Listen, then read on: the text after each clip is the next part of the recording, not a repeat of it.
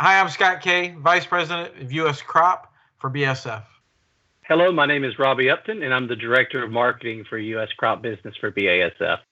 Hello, my name is Josh Miller. I'm the Technical Market Manager for Plant and Health here at BASF and US Crop. Hey, Robbie and Josh, as you know, I make my annual trek back to Iowa, where I grew up, and it was pretty obvious to me this summer headed back that Mother Nature hasn't given up yet on weed control and or resistance, if you will. You don't know for sure based on the driving down the highway, but it certainly looked like farmers were struggling to control weeds. But I think also they've had a lot of customers framing up with them that that the choices made over this past year because of some of the new programs that are in the market, if you will. That there's a big debate going on at the retail and grower level, and I imagine with our own sales team around what is the best decision? How do I play this out? And after seeing some of the performance things, I think maybe it is a justified discussion. God, I think you're right. I think my time in North Carolina has a very similar outcome that you said with your trip back to Iowa. I mean, talking with my family who's been farming a long time and friends in the community farming, everybody's still facing those challenges. I mean, let's face it, farming's tough. It's a hard job. And there haven't been a lot of favors in the last couple of years with commodity price and with just challenging environment. And so making the right decisions is very important. And, I heard quite a few stories from both farmers, retailers alike that said there's been some decisions made lately on something that was probably not the best agronomic decision. All farmers are trying to make right decisions, and then they hear that perhaps they can get, a rebate or less dollar off, or more dollar rather off on a product.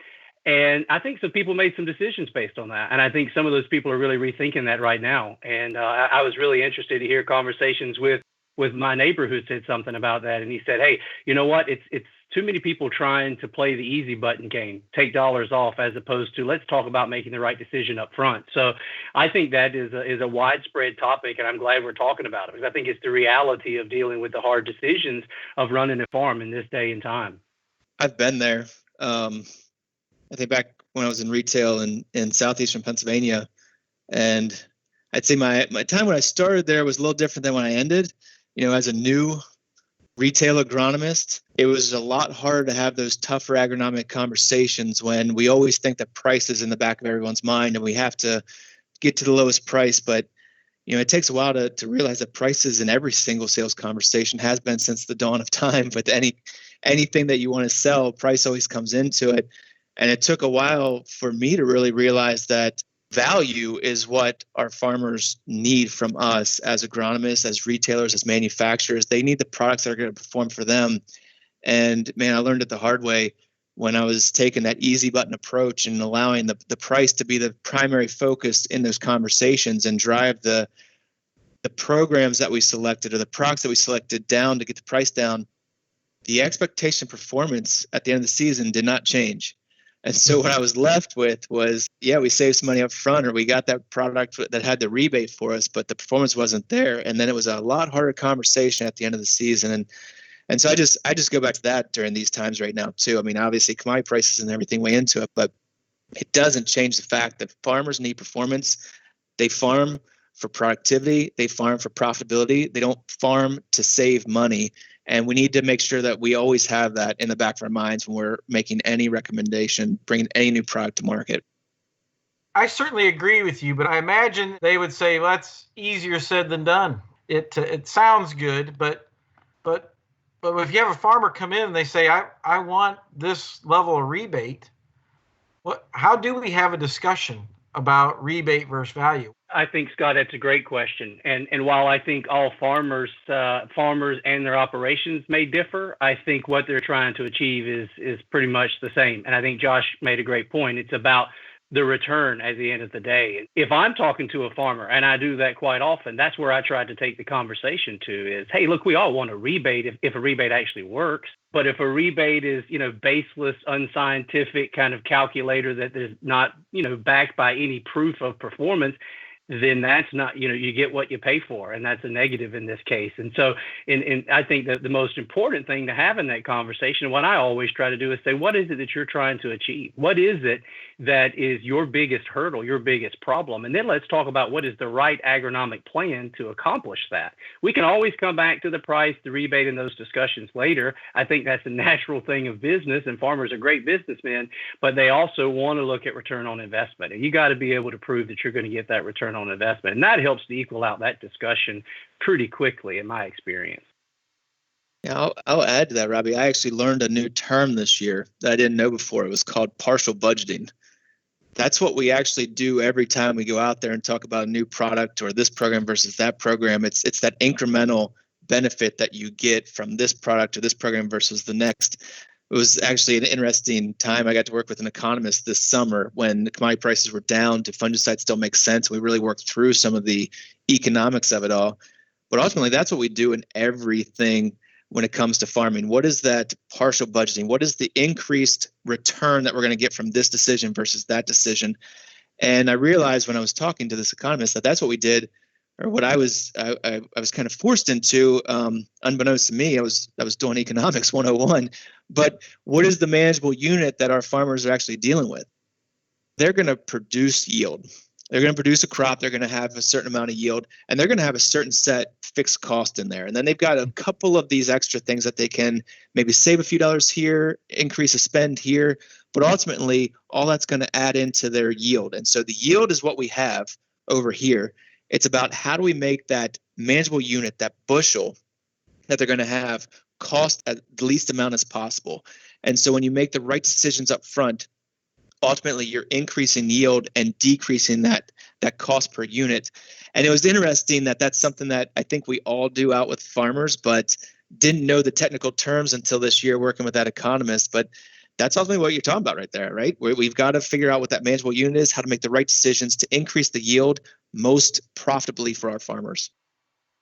The real reality is that our sales team, we're going to spend a lot of time as an organization making sure that we talk about value and in the need. But if I put myself in our retailer shoes, and BASF's already made a choice, right? We've already decided that the rebates over value, we're choosing the value.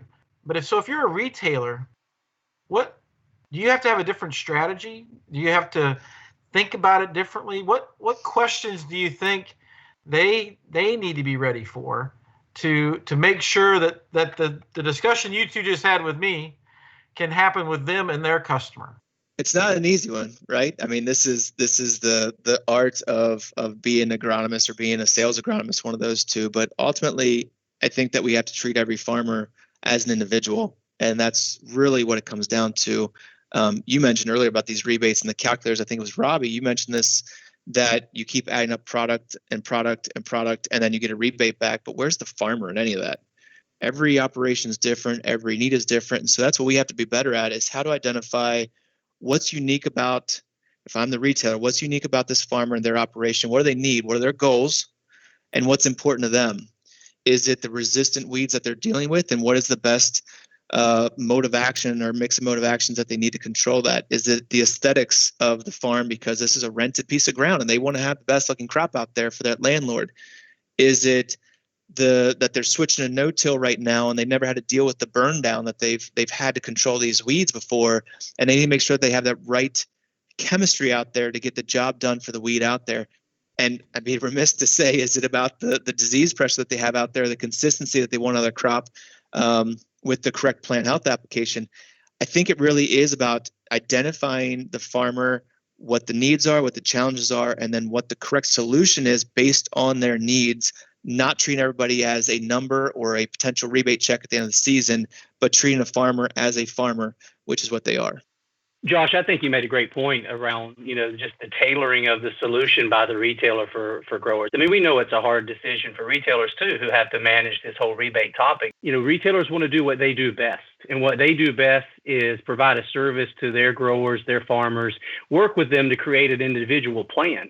And when you have a strict rebate program, that takes the whole planning and the individual, goals part out of it, right? So many of those plans that I've heard about and seen, it's, add this product and that product and get a better price. Well, the products might not even be doing anything. There might not even be an agronomic benefit to that. So I think what BASF is doing, and exactly what you suggested, Josh, being able to work with a retailer to make sure that she or he has the best products with the clearest price, and then be able to make the best recommendation to their customer. That's where the success comes. And that's how you navigate that difficult conversation in my mind. I was having this conversation with a retailer recently, and they actually kind of made that same point, Robbie, about seeing more 30, 35-year-old technologies out there in the field this season, primarily because of a rebate program that was trying to incentivize, the use of these different products that wouldn't have been used. They were going down, in use anyway, because new technologies were out there to control the weeds that were out there, the new issues. But the rebate drug these older technologies along, and they're paying for it right now. They're seeing why they were 35-year-old technologies and new ones have come along since then. And so I think that just kind of illustrates or kind of hits on that point that it's not just us seeing it, it's out in the field widespread right now. Josh, I think you made an excellent point about the older technology and the fact that some people are just pushing that out there to make a rebate work. There's another element to the rebate, not just the poor performance in the field of a product, but the administrative burden of that and the uncertainty about it. I mean, I've talked to growers who said, wait a minute, I had expected a much higher check than what it looks like I'm about to get. I think there's some confusion and some hidden some cost in here that doesn't make sense to me. Likewise, I've heard retailers say the same thing. They're busy trying to be an administrator of a supplier program that has all kinds of loops and hurdles and if and then statements that don't really make sense at all. And so this great easy button rebate that we talked about earlier is starting to now cause some disappointments and probably some confusions about what was expected and what was for real really earned. And that just takes us, again, our eye off the ball of the real question that folks want to be doing right now, which is planning their season. They want to be planning what they're going to do with their crops, planning their input decisions and making the input decisions that are going to have the agronomic best outcome. And they've been distracted and taken away from that based on some of the complexities of the rebate program. So just another reason why rebates are not all what they're cut out to be. Growers and retailers saw a lot of things that they would improve this next year.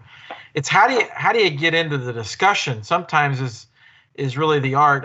I know throughout the years, having been in sales and marketing and now to see some of our best salespeople and some of our best retailer salespeople, what strikes me is with what ease they might take the discussion from a grower pair-up program, and they just turn it into the beginning of dialogue with the customer versus having it be an absolute recommendation. And so, to me, I think that's the real opportunity is to turn that grower discussion about a pair-up or about whatever else, the planning cycle, and just turn it into that. Let's have a good dialogue now that you're ready to have that discussion with us, and start to make their recommendation.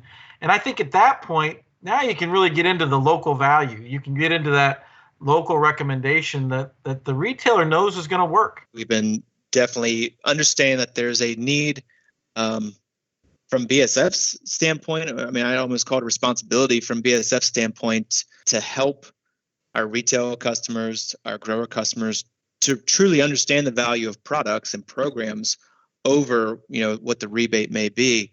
And so, Scott, thanks for really kind of trying to spearhead this thing and light a fire under us to get this done. But, that's what I want to talk to you guys today about was the Grow Smart Advantage tool that we did develop. Ultimately, we took all the things that we just talked about here. What are the criteria that we need to know about an individual's farm? What are the challenges that they have? What does their cropping system look like? What are their thresholds or tolerances for weeds in their field? And then what is the correct program? Let's get back to the recommendation part of this whole thing.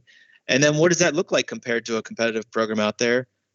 Ultimately, then, what is the value of that program? It's not, yes, we want to see what the rebate check is going to be from this program if you go over this way, but what was the value of this? We talk about features a lot of times. What is the crop safety? What does that mean to you? We talk about crop safety. What is the reliable activation? We have a whole website dedicated to reliable activation, talking about the the low precipitation need to get some of our corn residual and soybean residual herbicides to work. We talk about these things, but we need to build a way to actually present that to our farmers, to present that to our retailers so that they could see the value themselves. And that's what I wanted to kind of pick on here today a little bit and show you where we've gotten to with this thing. I think demonstrating the value of our technology is absolutely critical, Josh. I mean, if you just take an example, let's just think about weed control for a second, right? There's plenty of agronomic studies, research that says that if you've got weeds coming out at post-emergent, you've got 5% yield loss right there, right? So 5%. Okay, just think about an average soybean farmer, 50 bushels an acre, let's say, for instance sake, and he loses 5%. And she can't get that yield back, right? And then that's 2.5 bushels an acre that are gone. Okay, 2.5 bushels by today's soybean price, that's easily over $20. There's no rebate out there that's going to make up for a bad input decision. Hey, you could take a herbicide like Zidua that has 2 weeks longer residual. It may cost a little bit more in some instances not. But look, just think about that yield that you just got back. You're not going to have a rebate that's going to be able to recover, that lost yield. And I think that's what we're talking about here, is being able to actually demonstrate that. I think the team here has done a great job of being able to look at different products, choose which one that makes sense to you. Let's talk about the real value that it brings, and then put that into a calculated format so people can understand it. That's based on science. That's based on performance in the field. That's based on real data. That's not based on just 1 + 1 = 2 on a rebate. And I think that what really gets to the great things that are being done with Grow Smart Advantage. I think today we all use our smartphone to look up information, right? If you're going to make a car decision, you're making a comparative decision. Rarely do you just go down the list, right? A lot of times we're comparing. We want to understand the options. We want to understand what's available. And so is that what we're talking about? We're talking about providing a resource for our retailers or growers to start to make that decision about what's my best investment, what's my best agronomic choice. Yeah, that's absolutely what we're talking about. So you challenged us, Scott. You said, how can we show value in a different way? How can we show our competitive advantage in a different way with these products? How can we show what our farmers need from us for their operations to solve the problems that they have? And so that's what we built. You log on to the website, just like any of these other calculators out there right now. But instead of just going through and selecting the products to try to get that biggest check at the end of the season, it says, hey, tell me more about your operation. What crops are you growing? How many acres? What's your tillage practice? What's your current trait platform? And then what's your tolerance to weeds? What's your tolerance and what's your current status? The outcome of what we pop out there is a true recommendation for your area with your specific criteria that you put in there. This is the best the program that we see out of BASF. If we're looking at a competitive program over here, this is probably about what is equivalent. All right, now what is the difference there? It's the crop safety. It's a reliable activation. It's the extended residual control that we have out of this. It's the flexible application. It's all those. And what we did was took the university data that's out there. We took our internal performance data that we have that we do with the universities. We took market research data and basically applied, what is this feature? What are the things that we're seeing out here? And what does that equate to in dollars? And it's as simple as that, Scott. We have, what is the dollar value that we have advantage from our program versus what is the rebate you're getting over here? How do they weigh out? I'll throw in one more thing that we did, though, because I've been in this game before. I've tried to sell products, and I'll be darned if most people don't trust the data that you come with. Even if you cite it to the nth degree that you've cited every university say that you possibly can, they still say that's not my farm. That's not my situation. And we wanted to be cognizant of that. And so all those values that we present there, we break them down, each one of them, what feature, what value you have. But you know what? You don't think that that's worth $4 on your farm? All right, slide that scale down. Maybe it's only $3. Maybe it's only $2 on your farm. Tell us what you think that's worth, because we want to make this actually about you, about your farm, about your operation, how you're going to get more value out of the programs and choices that you make to be more profitable on your acre. That's something I love about the agronomic value piece of that, Josh, is the ability for a grower and a retailer to make adjustments. It's not just a standard calculator. It's not just a set format. It really does tailor to the individual needs. And that's what BASF has been about from the beginning. It's about offering the best advice, the best products for the individual's needs. And when you go to that level of specificity and have that level of adjustment, it makes it all the more real, right? So that the beauty of this thing is it's simple, but it's also robust. And it's not just stuck on one calculated value. It really is just like the facts of farming are difficult and challenging, and it might be different in Iowa from North Carolina to Pennsylvania or where other states you want to think about. This tool works well with making those adjustments and being able to say, yeah, I believe that or I don't believe that. And that's a lot easier than just saying, where's my rebate check? You said it was going to be 10 and it's not. So I think another just great value in what we've done here as a group. It's all about the decision making. It's all about what goes onto that farm. There's no decision making in selecting this product plus this product plus this product gives me this much money at the end of the season. This is all about what is right for your farm. This is all about, okay, let me look at these two potential programs that I have to weigh. It may not be even the exact program that you're going to choose at the end of the day, but you get to see what are the values of choosing a product like this or a program like this versus the one that you have on this hand. We can tailor because you might need 6 ounces of Zidua Pro versus 4.5 ounces of Zidua Pro based on your specific need. We get that, but there's ultimately underlying values of the programs that are specific to your area, to your criteria that you put in there that we can call out regardless of what the final end tweaked program is going to be specific on your operation. But yes, Scott, it's all about the thought process. It's all about what does the farmer need? What is the right thing for the farmer? And are we going to be able to provide the right recommendations and the right products and tools for them to get the outcomes that they expect?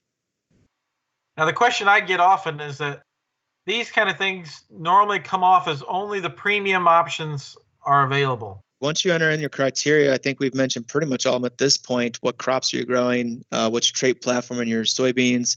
Are you a plan pre-post in your corn, pre-only, post-only? What is your desired post chemistry? Are you a glufosinate or are you dicamba? Are you a Liberty or a dicamba? Ultimately, then you say, okay, what's my scenario? Am I a good, better, best, 1-star, 2-star, 3-star program, bronze, silver, gold? We actually have all those represented, whichever way that you think in there from a star standpoint, good, better, best, or a gold program. All those are built in there so that you can say, okay, you know what? And this happened to me a lot when I was in Pennsylvania there in retail. My corn program, I can get by with maybe a little less. I don't have necessarily the weed pressure that I think I do in my soybeans. I can get by with a pre-only, I think, and I'd say I'm probably in that 2-star range. I have some issues with weeds, my pressure a little bit, but a few weed escapes are going to happen. I'm okay with that. That's my tolerance. Okay, let me select that one. My soybeans, I believe in Operation Weed Eradication, and one weed is too many. I'm in this best 3-star program. I've got to control every weed that's out there. And so you get to pick that yourselves. And then go back and forth and play around a little bit. What is that 3-star program versus the 1-star program? What is the right one for your operation? Again, it's customization, but simplifying the process. Yeah, I really like that, Josh, because I think it, not every field's the same, not every farm's the same, and so you could really customize. But what I really like is that we've turned this into a conversation about decision making, and not about rebating. And so to me, that's whether you look at ROI, whether you look at payback, whether you want new desired outcome because resistance weeds have grown, whether you're new to fungicides. Absolutely. One of the things, you know this, that we really tried to change the way we talk about fungicides just in general with the launch of Veltima and Rebates. And again, it gets back to that believability. It gets back to the transparency of where the data comes from. We launched one of the largest on-farm trial programs ever in U.S. history in 2019 prior to the launch of Rebates and Veltima with the Rebex Fields program. We had over 1,200 on-farm trials. This year, we've got over 900 on-farm trials, and we're looking to continue it as we move forward because what we want to do is, yes, we have to do university style, small scale replicated work to really get to the nitty gritty data out of this thing. But you mentioned it. We keep saying it time and time again. Every farm is different, and you need to see how this product's performed in your backyard, on your neighbor's field, on your field, in your conditions. And so we do have the results housed in this GrowSmart Advantage tool to show you what we got out of the Rex Fields program. And we'll encourage you to link out and look at those as well, because never before, I think, has a company really tried to pull the curtains back and show you exactly how the products perform. RevXFields.com is where all these trials live now, and you can go in and see exactly every one of the trials, how they performed against a competitive product, against the untreated, against another BASF product. Win, lose, or draw, it's all there, because that is what you need. This is what we owe our farmers. This is what we owe our retailers, to be transparent with how our products perform so they can continue to make the best decisions. And so when we talk about the fungicides, we certainly want to show where the trials are. So in this tool, you're going to see the maps where all the trials were. You're going to see the yield response that we got out of them. But we also want to continue to drive that dollar figures are one thing. And a lot of us do make decisions based off of the ultimate bottom line that we want to operate under. But there's more to buying. I don't know what the stats are, but most of us buy on emotion. Most of us buy on what we know looks right or feels right, or what is going to work for our operation. A lot of that comes down to the visual. And so we also are incorporating the visual aspects of how this weed program compares to this weed program, how the disease control looks with the Veltima versus the Delaro. How does this look in fields near you, in your areas? Because I think that's critical, again, to the conversation. Like you said, Scott, it's not just all about this bottom line approach, but it is about the conversation as well. Yeah, I was just thinking, Josh, it certainly is. There's certainly rewards beyond rebates. That's a fact. And I know Robbie's very passionate about rewards beyond rebates, and so am I, because I think it's the wrong dialogue at the wrong time. If you look at the times we're in, I think we can make better decisions. We have the technology to put it all on the table and on your phone or on your computer, that there's no reason not to hide the rest of the information. We should put it out there. And that's what I really, really like about it, is that you can access it right now today, right? I mean, you can see it as we speak. Yeah, well, it's pretty simple. You just go to growsmartadvantage.com, and that's going to take you to the landing page for this tool. You're going to get to see, and our customers are going to get to see videos that have been created to kind of give you more high level look at what the benefits of this are. They're going to get a chance then to just do a quick login. Do I want to play with this myself? How does this work on my farm? I'm a retailer. How is this going to work for some of my customers? Go ahead and log in right there and just go ahead and start playing with it yourselves, because ultimately this is going to be powerful when farmers enter the information for their farm and see how it works for them. It's going to be powerful when the retailers go in and start to enter the information, and that's relevant to their customers, to give them better insights into the products that are going to work for their farmers. And so, yeah, growsmartadvantage.com is going to take you to the place where you get all the information you need on this thing, and can also even access and download the GrowSmart Live app that we have, which is, again, another tool. We're trying to bring that relevant information to our customers, meet our customers where they are, which is in the field. I think that's ultimately what it boils down to. Yeah, I think it's tremendous. Thank you for sharing that. There really is rewards beyond rebates, and what I'm excited about too is we're not done yet, right? I mean, this will be just the beginning of laying out more examples like this, because I think decision making is important. It is fun because what we're seeing is there's an obvious need. There's an obvious push for us to automate. There's the I don't know who says it, but it's better to automate than to innovate, because what we want to do is automate decision making. We want to automate, how recommendations are done. We want to automate the data collection. We want to automate everything. But in farming, there's still always going to be a personal connection. There's always going to be a personal aspect to this that we cannot completely farm off to machine learning and AI. We can use tools like this to give you the best recommendations that we can. And then you tailor it. You work with your agronomist, you work with your BASF representative to really make sure that's right for your farm. And so that's what I appreciate about this the most, is that we're trying to blend the best of what technology is allowing us to do, but not forget what farming is all about. And it's about the people, the relationships, the land. It's about what makes farming fun.